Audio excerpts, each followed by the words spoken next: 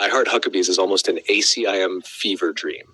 It takes existential philosophy, identity confusion, suffering, coincidence, ego drama, environmental activism, consumerism, and spiritual longing and throws them into one giant unraveling of certainty.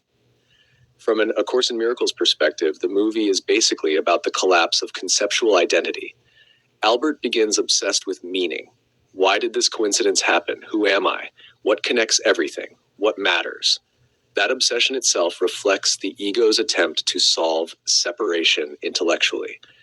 ACM repeatedly points out that the ego asks endless questions not to find truth, but to maintain itself through seeking. The ego prefers restless interpretation over quiet knowing. Then come the existential detectives, Bernard and Vivian. They function almost like strange Holy Spirit symbols mixed with psychological tricksters. They interrupt people's fixed self-stories by exposing interconnectedness beneath appearances. Their famous blanket explanation scene, where existence is shown as one giant interwoven fabric, parallels ACM's idea that separation is perceptual, not actual. The ego says, I am an isolated self competing with other isolated selves. The movie keeps poking holes in that assumption.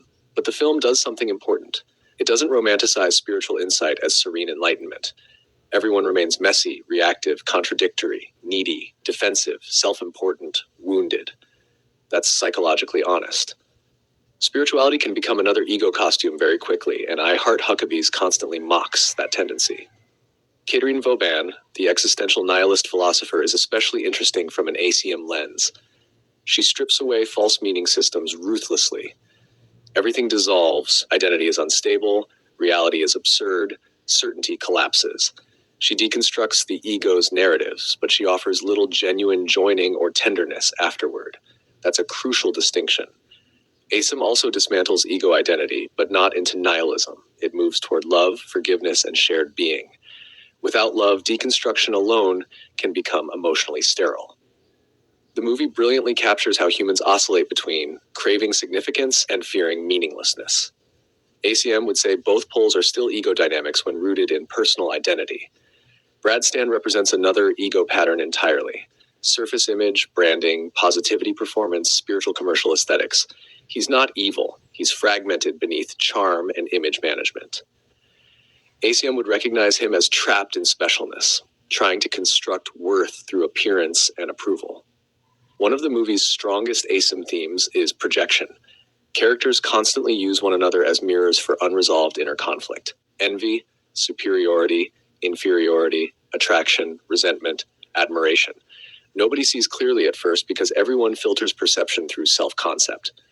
The movie also deeply resembles ACM's teaching that the world is interpretive, not objective. People are reacting less to reality itself than to the meaning they assign to events. Coincidences become cosmic. Blankets become metaphysical. Petroleum becomes existential. A kiss becomes identity validation. Everything becomes loaded with interpretation. ACIM says perception itself is unstable because it arises from belief. And then there's the humor. That matters more than people realize.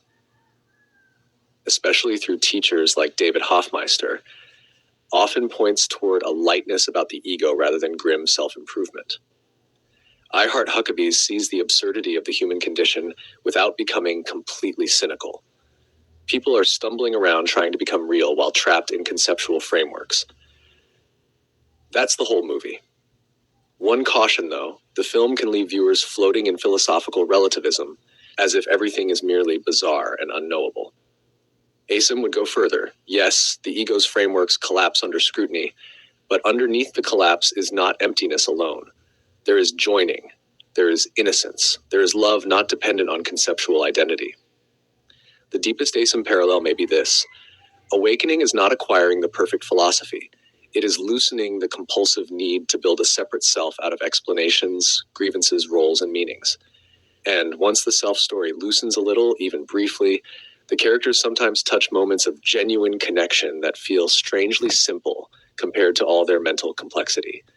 Almost like reality was never as fragmented as they thought.